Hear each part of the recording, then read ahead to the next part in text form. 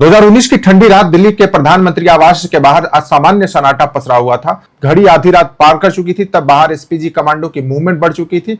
तभी एक काली गाड़ी धीरे धीरे अंदर दाखिल होती है। गाड़ी का दरवाजा खुलता है और बाहर उतरते हैं रॉ चीफ सामंत गोयल। उनके हाथ में एक मोटी फाइल थी जिस पर लाल अक्षरों में लिखा था कॉन्फिडेंशियल। करीब 15 मिनट इंतजार के बाद कमरे का दरवाजा खुलता है। सामने खड़े होते हैं भारत के प्रधानमंत्री नरेंद्र मोदी। कमरे में मौजूद हर इंसान समझ रहा था कि इतनी रात को होने वाली यह मुलाकात कोई सामान्य मीटिंग नहीं थी। सामंत गोयल धीरे से फाइल टेबल पर रखते हैं और एक तस्वीर बाहर निकालते हैं। तस्वीर देखते ही कमरे का माहौल बदल जाता है। वो चेहरा था हाफिज सईद का, 26/11 मुंबई हमलों का मास्टरमाइंड। वो आदमी जिसकी वजह से मुंबई की सड़कों पर मासूम लोगों का खून बहा था। वो आदमी जिसने भारत के सीने पर सबसे गहरे आतंकवादी घाव में से एक दिया था। सामंत गोयल की आवाज बेहद धीमी लेकिन खतरनाक थी। सर, हमने हाफिज सईद को ढूंढ लिया है। बस इतना सुनना था कि तुरंत कैबिनेट कमेटी ऑन सिक्योरिटी की मीटिंग बुलाई गई। कमरे में प्रधानमंत्री मोदी, गृह मंत्री, विदेश मंत्री, एनएसए अजीत डोभाल और रॉ चीफ मौजूद थे। टेबल पर इंटेलिजेंस रिपोर्ट, सैटेलाइट तस्वीरें, वॉइस सैंपल्स और लोकेशन मैप्स फैले हुए थे। गोयल फाइल खोलते हैं और बोलते हैं कि अब यूएन में गुहार लगाने का समय खत्म हो चुका है।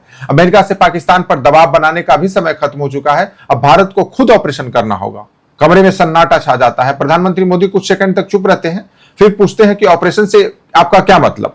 गोयल की आंखें स्थिर थी। हाफिज सईद को पाकिस्तान की जमीन पर उसके आईएसआई आकाओं के सामने खत्म किया जाए। ये सिर्फ एक हत्या की योजना नहीं थी, ये 26/11 की भारत की सबसे खतरनाक कोवर्ट मिशन प्लानिंग थी। अजीत डोभाल कुछ पल सोचते हैं, फिर धीमे स्वर में कहते हैं कि सईद को मारने का इससे बेहतर मौका शायद दोबारा नहीं मिलेगा। और फिर प्रधानमंत्री मोदी हल्का सा सिर हिलाते हैं, ऑपरेशन को आगे बढ़ाया जाए। और उसी पल जन्म हुआ ऑपरेशन अलविदा का। लेकिन इसमें समस्या थी। रॉ के पास सिर्फ एक चीज थी, हाफिज सईद की लोकेशन, और वही सबसे बड़ा खतरा भी, क्योंकि सईद पाकिस्तान के लाहौर शहर के पौश इलाके जौहर टाउन में रहता था। एक ऐसा इलाका जहां उसकी सुरक्षा किसी सैन्य किले से कम नहीं थी। 24 घंटे पुलिस सुरक्षा, सीसीटीवी निगरानी, सीमित एंट्री और हर आने जाने वाले पर नजर। सीधे हमला करने का मतलब था अंतरराष्ट्रीय संकट को न्योता देना और भारत पाकिस्तान के बीच खुला तनाव होना। रॉ समझ चुकी थी कि अगर बाहर से हमला संभव नहीं है तो रास्ता अंदर से बनाना होगा। और यहीं से कहानी में एंट्री होती है एक ऐसे आदमी की जो खुद भी नहीं जानता था कि वो इतिहास का हिस्सा बनने जा रहा है। दिसंबर 2019, दुबई की एक जेल, एक पाकिस्तानी नागरिक पिछले 6 महीनों से बंद था। नाम था नावेद। कोई आतंकवादी नहीं, कोई एजेंट नहीं, बस एक मामूली चोर, गरीब, परेशान, टूटी हुई जिंदगी वाला आदमी। एक दिन जेल का दरवाजा खुलता है, उसे बेल मिल जाती है। लेकिन असली सवाल था कि बेल करवाई किसने। जेल के बाहर एक आदमी उसका इंतजार कर रहा था, वासे। नावेद हैरानी से पूछता है कि तुमने मेरी मदद क्यों की। वासे मुस्कुराता है, मुझे तुम्हारी जरूरत है। वो बताता है कि उसका बिजनेस पाकिस्तान और दुबई दोनों जगह फैला हुआ है और उसे एक भरोसेमंद आदमी चाहिए। नावेद उलझन में था, उसे कुछ समझ में नहीं आ रहा था, लेकिन गरीबी इंसान से सवाल पूछने की ताकत छीन लेती है। वो तैयार हो जाता है। कुछ समय बाद वासे उसे 50 लाख पाकिस्तानी रुपए देता है। नावेद के लिए रकम सिर्फ पैसे नहीं थे, ये उसकी बर्बाद जिंदगी से बाहर निकलने का रास्ता था।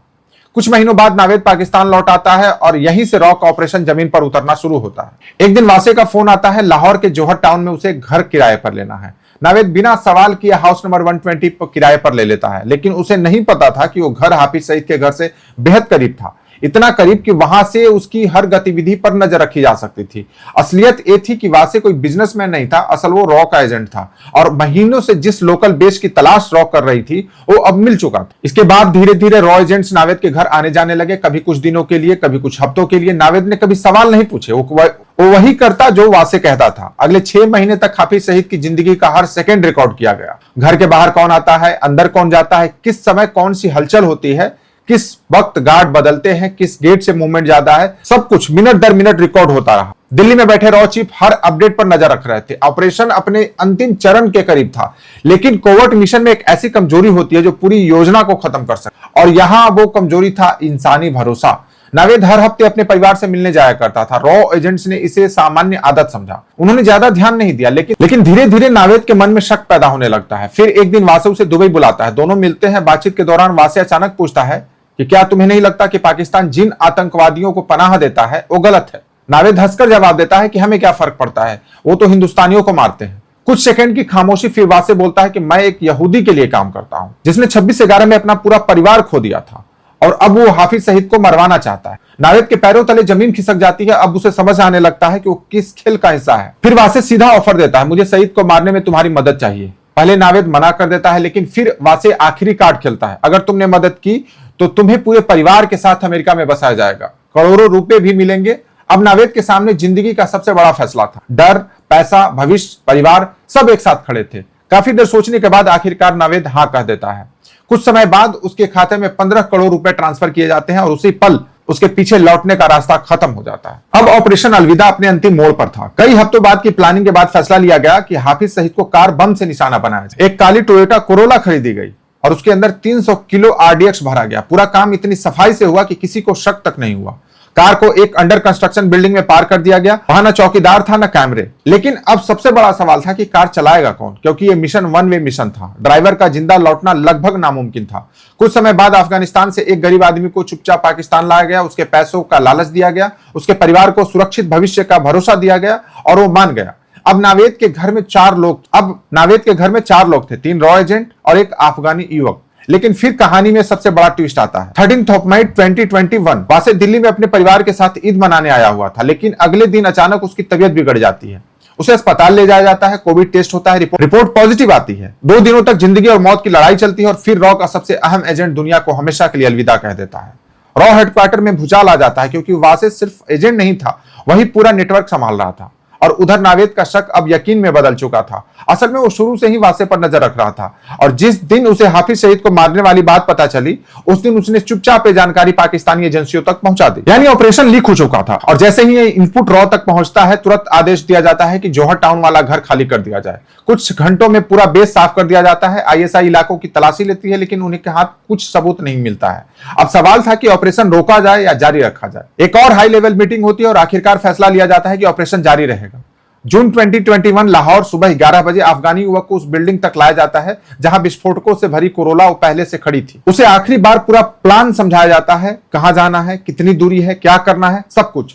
युवक शांत था, उसे पता था कि वो वापस नहीं लौटेगा। कुछ देर बाद काली कोरोला सड़क पर दौड़ने लगती है। कार के अंदर 300 किलो विस्फोटक था। सड़कें पार होती गई, चेक पोस्ट करीब आती गई और फिर हाफिज सईद का घर सामने था। घर से कुछ दूरी पहले एक पुलिस चेक पोस्ट बनी हुई थी। पुलिस वालों की नजर तेज रफ्तार कार पर पड़ती है और उन्हें कुछ असामान्य लगता है। वो हाथ उठाकर गाड़ी रोकने का इशारा करते, लेकिन अब बहुत देर हो चुकी थी। कार सीधे बैरिकेड से टकराती है और अगले ही पल पूरा इलाका दहल उठता है। एक विशाल धमाका, आग का गुबार, धुएं के बादल, जौहर टाउन की जमीन कांप उठती है। धमाका इतना ताकतवर था कि हाफिज सईद के घर का एंट्रेंस, लोहे का गेट और सामने का हिस्सा पूरी तरह उड़ जाता है। वो आदमी जिसने सालों तक भारत में मौत बांटी थी, आज पहली बार मौत उसके दरवाजे तक पहुंच चुकी थी। धमाकों की आवाज सुनते ही हाफिज सईद घबरा जाता है। वो समझ नहीं पाता है कि क्या हुआ। डर के मारे घर के अंदर सोफे के नीचे छिप जाता है। पहली बार उसे एहसास होता है कि खतरा अब सिर्फ भारत तक ही सीमित नहीं है। हालांकि उस धमाके में हाफिज सईद बच जाता है और इसी वजह से ऑपरेशन अलविदा अपने अंतिम उद्देश्य में पूरी तरह सफल नहीं हो पाता है। लेकिन एक चीज साफ हो जाती है कि अब पाकिस्तान में बैठे आतंकवादी समझ चुके थे कि सीमाएं सुरक्षा की गारंटी नहीं है। संदेश साफ था कि यह नया भारत है, एक ऐसा भारत जो सिर्फ चेतावनी नहीं देता, जरूरत पड़ने पर दुश्मन के घर में घुसकर वार भी कर सकता है। जय हिंद।